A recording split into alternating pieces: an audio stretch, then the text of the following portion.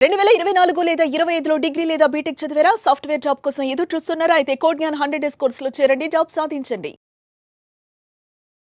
Banjara Hills police station పరిధిలో ఓ దారుణ ఘటన చోటు చేసుకుంది. జనరల్‌గా మనం చూస్తున్నాం ఇప్పుడు చిన్న పిల్లల్ని రకరకాలుగా హింసిస్తున్నారు, లైంగిక దాడులకు పాల్పడుతున్నారు. అది పక్కింట్లో వాళ్ళు, ఎదురింట్లో వాళ్ళు అవ్వచ్చు, లేదంటే స్కూల్లో టీచర్స్ కావచ్చు, క్లాస్మేట్స్ కావచ్చు, కొన్ని సందర్భాల్లో సీనియర్స్ కావచ్చు, కొన్ని సందర్భాల్లో ఇలా రకరకాలుగా, లేదు అంటే కోచింగ్ సెంటర్స్లో కావచ్చు, ఇట్లా చాలా చూస్తున్నాం. బట్ ఈ ఘటన మాత్రం అన్నింటికంటే దారుణం దారుణం దారుణం. ఎందుకంటే కన్న తండ్రే తన 4 ఏళ్ల చిన్నారి మీద లైంగిక దాడికి పాల్పడ్డాడు. 2 నెలల పాటు కంటిన్యూస్గా అమ్మాయి మీద లైంగిక దాడికి పాల్పడ్డాడంట. ఎంత దారుణం, ఎంత ఘోరం, అసలు వాడిని ఏం చెయ్యాలి మీరే చెప్పండి. తర్వాత ఆ పాపలో ఏదో చేంజ్ కనిపిస్తుందని తల్లి గమనించి హాస్పిటల్కి తీసుకెళ్ళి గైనకాలజిస్ట్కి చూపించారంట. గైనకాలజిస్ట్ చూసి నాకైతే గైనిక్ ప్రాబ్లం లాగా అనిపించట్లేదు, ఒకసారి పాపని సైక్రియాటిస్ట్ దగ్గరికి తీసుకెళ్ళమని చెప్పారంట. అక్కడికి తీసుకెళ్లారు మదరు. తీసుకువెళ్ళాక పాపని కౌన్సిలింగ్ చేస్తే, చిన్న పాప 3.5-4 ఏళ్ల పిల్లని ఎంతసేపు అని ఎలా అని కౌన్సిలింగ్ చేస్తారు, ఎలా చెప్తుంది ఆ పిల్ల అర్థమయ్యేలాగా కూడా. మొత్తానికైతే కౌన్సిలింగ్ తర్వాత ఆ పాప చెప్పిన దాన్ని బట్టి ఆ తర్వాత టెస్ట్ చేస్తే ఆ పాప మీద 2 నెలలుగా లైంగికంగా దాడి జరిగినట్టు రుజువైందంట. ఇంకా ఆ తల్లి ఆరా తీస్తే పూర్తి స్థాయిలో ఎవరు ఏంటని తండ్రేనని తెలిసింది. ఆ ఘటనతోటి ఆమెకు ఏం చేయాలో అర్థం కాక భర్త నుంచి దూరంగా వెళ్ళిపోయి ఆ పాప ఆమె కలిసి జీవిస్తున్నారంట. అప్పటికి కూడా వదలలేదు ఆ దుర్మార్గుడు.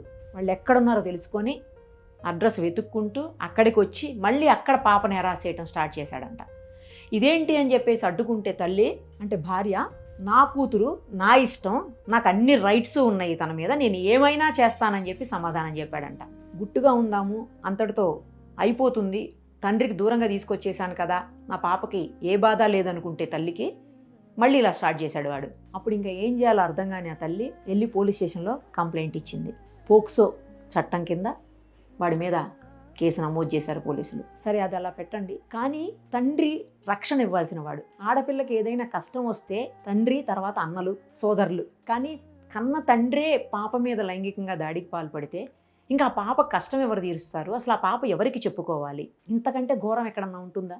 బయట వాళ్ళ నుంచి కాపాడాల్సినటువంటి తండ్రే పాప మీద దాడికి పాల్పడితే అసలు ఏంటి, ఎక్కడికి పోతుంది ప్రపంచం, ఎటుపోతుంది? వాడు భార్యకి దగ్గరే ఉన్నాడు కదా, భార్య ఇంట్లోనే ఉంది కదా, పాప మీద ఎందుకు లైంగిక దాడి చేయాలి? ఎంత ఘోరం చెప్పండి. వాడిని ఏం చేయాలి అసలు? ఫస్ట్ గల్ఫ్ కంట్రీస్లో మనం చూస్తూ ఉంటాము, భయంకరమైనటువంటి శిక్షల్ని బహిరంగంగా అమలు చేస్తుంటారు.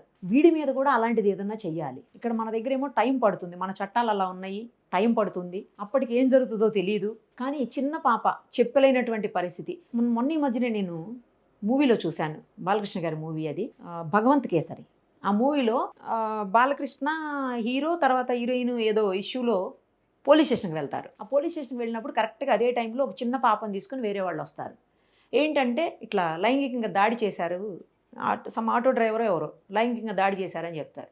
ఇమీడియట్గా పాప ఏ స్కూల్లో చదువుతుందని చెప్పేసి హీరో ఆమెను తీసుకొని స్కూల్కి వెళ్తాడు. వెళ్ళి ఆ స్టేజ్ మీద అక్కడ ఏదో ప్రోగ్రామ్ అవుతూ ఉంటుంది, ప్రిన్సిపల్ని దించి స్టేజ్ మీద నుంచి నేను ఒక 2 నిమిషాలు మీతో మాట్లాడతాను అందరితో అని చెప్పేసి ఆయన మాట్లాడతాడు అక్కడ. అప్పుడు చెప్తాడు, చూడండి అమ్మా, మీరు ఏం చేసినా సరే, అంటే మీకు నచ్చనిది ఏదైనా జరిగినప్పుడు, మీ ఒంటి మీద వేరే వాళ్ళు ఎవరన్నా చెయ్యి వేసినప్పుడు అది ఏ పార్ట్లో వేస్తున్నారనేది చూడండి ఫస్ట్. అది చూసుకుని ఆ తర్వాత ఏది అయినా సరే ఇమ్మీడియట్గా వెళ్ళి మీ తల్లికి చెప్పండి. ఇక్కడ పడితే అక్కడ చెయ్యి వేసిన వాళ్ళు, వెయ్యగూడని చోట చేతులు వేసిన వాళ్ళు, మీ బ్రదర్ అయినా, లేకపోతే పక్కింటోళ్ళైనా, ఆటో డ్రైవర్ అయినా, బస్సు డ్రైవర్ అయినా, మీ క్లాస్మేట్ అయినా, మీ సీనియర్ అయినా, మీ టీచర్ అయినా, చివరికి మీ ఫాదర్ అయినా, ఎవరైనా సరే వెళ్ళి వెంటనే మీ మదర్కి చెప్పండి అని చెప్తారు. అలాంటి ఎడ్యుకేషన్ రోజు ఇవ్వండి స్కూల్లో.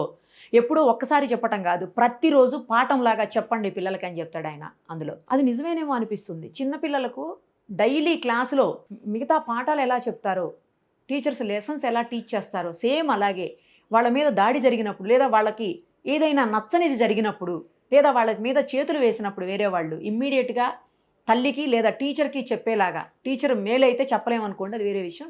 టీచర్ ఆల్మోస్ట్ చిన్నపిల్లలందరికీ లేడీసే ఉంటారు టీచర్సు.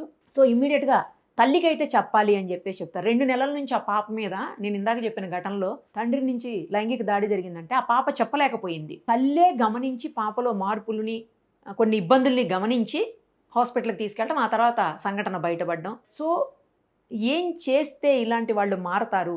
ఎందుకు ఇంత దారుణంగా ప్రవర్తిస్తున్నారు? కన్న కూతురు, నీ రక్తం పంచుకు పుట్టింది కదా బిడ్డ, నీ రక్తమాంసాలు పంచావు కదా పిల్లకి.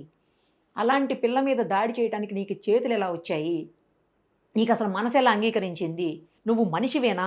అసలు చెప్తుంటేనే నాకు ఒక రకమైన బాధగా ఉంది. మరి ఆ తల్లి ఎలా భరించిందో, వాడిని ఏమీ చేయకుండా ఎలా వదిలేసిందో నాకు అర్థం కావట్లేదు. అంటే బయటికి రాకూడదని చెప్పేసి ఆ వివరాలు ఏమీ కూడా పోలీసులు వెల్లడించలేదు బయటకు. పేపర్లో అయితే న్యూస్ వచ్చింది కానీ పోలీసులు అయితే వెల్లడించలేదు. కానీ ఆలస్యంగా వచ్చింది అది కూడా. ఆమె అప్పటికీ చాలా కాలం భరించి ఆ తర్వాత కేసు పెట్టింది భర్త మీద. ఇది ఇంత దారుణంగా ప్రవర్తిస్తున్నారు మనుషులు. అసలు మనుషులా పశువులా అర్థం కావట్లేదు. మనం గతంలో కొన్ని వింటుంటాం, పాము తన పిల్లని తానే చంపుకుంటుంది, తన గుడ్లు తానే తింటది అని చెప్పేసి.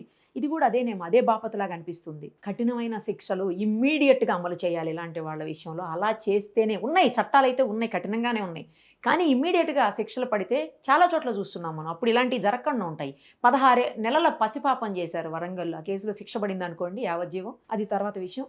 70-80 ఏళ్ల ముసలావిడి మీద కూడా చేశారు. కాకపోతే ఈ కేసులు అన్నీ కూడా వేరే వాళ్ళు చేసినవి అనమాట. అంటే సొంత తండ్రి చేయలేదు, ఇవి వేరే వాళ్ళు ఎవరో చేసినవి. కానీ ఇదేం దారుణం, సొంత తండ్రే కూతురు మీద దాడి చేయటం అమానుషం కదా.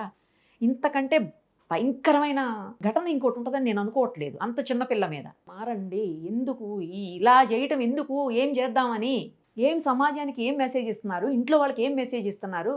అంటే తల్లికి ప్రతి క్షణం పిల్లల్ని కనిపెట్టుకునే ఉండాలా ఇంట్లో? బయటికి వెళ్ళే పరిస్థితి ఉండదా తల్లి?